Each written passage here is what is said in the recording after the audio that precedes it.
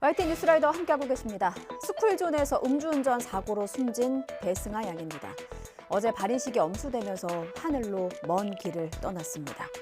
당시 운전대를 잡았던 운전자의 모습이 공개돼 또 한 차례 충격을 안겼습니다.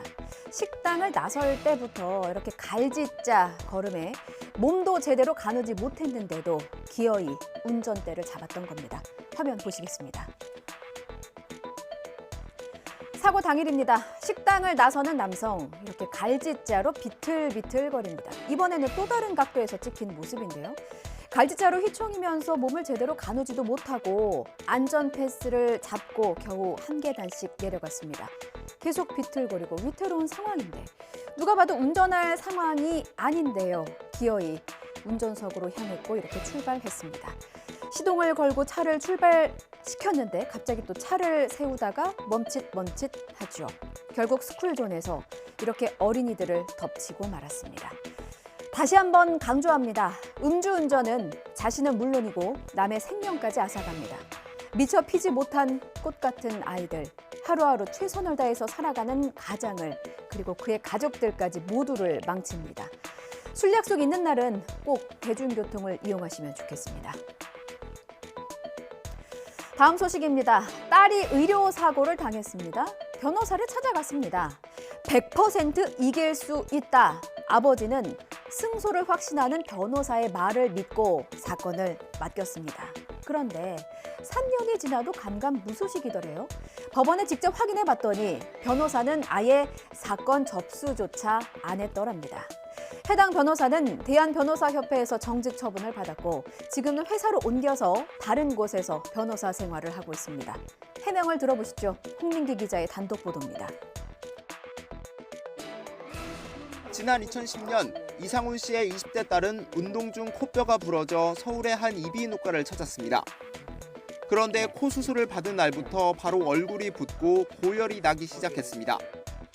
이걸 넣으면 어떤 합병증이 일어날 수 있다는 그런 설명도 없었고 그냥 코를 예쁘게 하면서 치료하는 게 어떠냐 이런 식으로. 대학 병원에선 온몸에 붉은 반점과 부종 등이 생기는 희귀성 난치병, 루푸스에 걸렸다는 진단을 받았습니다. 이 씨는 담당 의사를 의료법 위반 등 혐의로 형사 고소하고 별도로 손해배상 소송도 제기하기로 했습니다. 때때로 진행 상황을 물었지만 그때마다 A 변호사는 이 씨를 안심시켰습니다. 이 사건은 절대 지는 사건이 아닙니다. 아버님 이거에 대해서는 신경을 딱 끊으십시오 그랬어요. 승소합니다. 100%. 그런데 3년쯤 지난 뒤 이 씨가 법원에 직접 확인해 보니 A 변호사는 아예 사건 자체를 접수하지 않은 상태였습니다.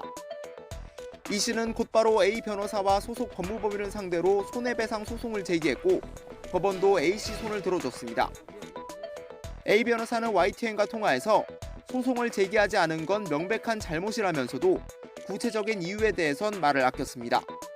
이길 수 있다고 강조한 건 사건을 맡은 변호사로서 보통 하는 말이었고 손해배상 소송 외에 다른 형사재판은 성실하게 수행했다며 피해자에게 죄송하다고 밝혔습니다.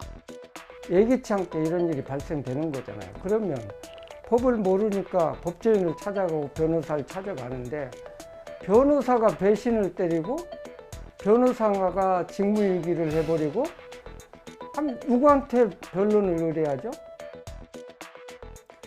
물론 대부분의 변호인은 의뢰인에게 성실합니다. 하지만 연이은 재판 불출석으로 패소해서 학교폭력 피해자 유족을 2번 울리게 한 권경의 변호사나 승소 100%를 자신하고도 사건 접수조차 안 했던 이 변호사 사례를 보면 피해자들은 이렇게 되물을 수밖에 없습니다. 어떻게 믿고 변호를 맡기죠? 경종을 울리는 피해자의 외침이길 바랍니다. 다음 보시겠습니다. 내가 누군지 아느냐 이런 한심한 외침도 있습니다. 이달 말에 검사가 될 예정이었던 그러니까 예비 검사 신분인 30대 여성이 술에 취해서 한 말입니다. 경찰관을 폭행하면서요. 당연히 모르죠. 검사 명찰도 안 달렸는데. 1심에서 벌금형 선고유예를 받았습니다. 실형은 피했지만 검사 임용은 무산될 것 같습니다. 설익은 권력의 맛이라는 게 이렇게나 떫고 쓰답니다. 김혜린 기자입니다. 공고형 아닌형에 대해서 만족하십니까? 오늘 선고 결과? 사건이 벌어진 건 지난 1월 30일 새벽입니다.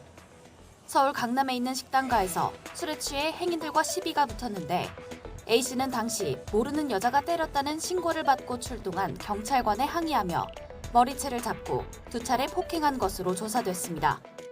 조사 과정에서도 경찰관에게 내가 누군지 아냐, 너는 누구 라인이냐는 등의 폭언을 쏟아낸 것으로 알려졌습니다. 결국 공무집행 방해 혐의로 재판에 넘겨진 A씨는 1심에서 벌금 300만 원의 선고를 유예받았습니다. 실형은 피했지만 A씨의 검사 임용은 무산될 것으로 보입니다. 법무부는 검찰 공무원이 되지 못할 심각한 문제 사유라며 A씨를 임용 예정자 사전 교육이 이뤄지는 법무연수원 교육 절차에서 배제했습니다. 검사 임용 안 되면 소송하실 건가요? 형 합격도 안 했는데 특권은 벌써 생기신 건가요? 다른 이의 목숨을 귀히 여기겠다며 사명감으로 소방관이 된 이가 입사하자마자 상관에게 괴롭힘을 당했습니다. 군기를 잡겠다며 신발을 둔기로 눌러서 발등을 찍는가 하면 아무 이유도 없이 때리기도 했습니다. 군기는커녕 사람만 잡았습니다. 임명된 지 4개월밖에 안 됐던 초임 소방관은 상관의 괴롭힘을 견디다 못해서 결국 극단적인 선택을 했는데요. 가해 상관이 1심에서 실형을 선고받았습니다. 재판부는 지난 5일 가해 상관인 전직 소방관 A씨에게 징역 1년 6개월을 선고했습니다. 소방 공무원으로서 첫 발을 내디딘 피해자에게 교육을 빙자해서 심한 폭언과 모욕적인 언사, 폭행을 지속해 죄질이 무겁다고 질타했는데요. 범행 일부를 자백했지만 참회의 모습이 보이지 않는다고도 꼬집었습니다. 검찰은 더 무거운 형벌이 내려져야 한다며 어제 항소했습니다.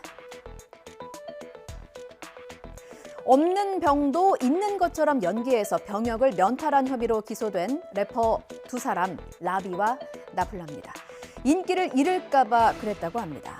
검찰은 이들이 법정에 들어선 뒤에야 자백하는 모습을 보였다면서 재판부에 징역형을 선고해달라 요청했습니다. 김다연 기자입니다.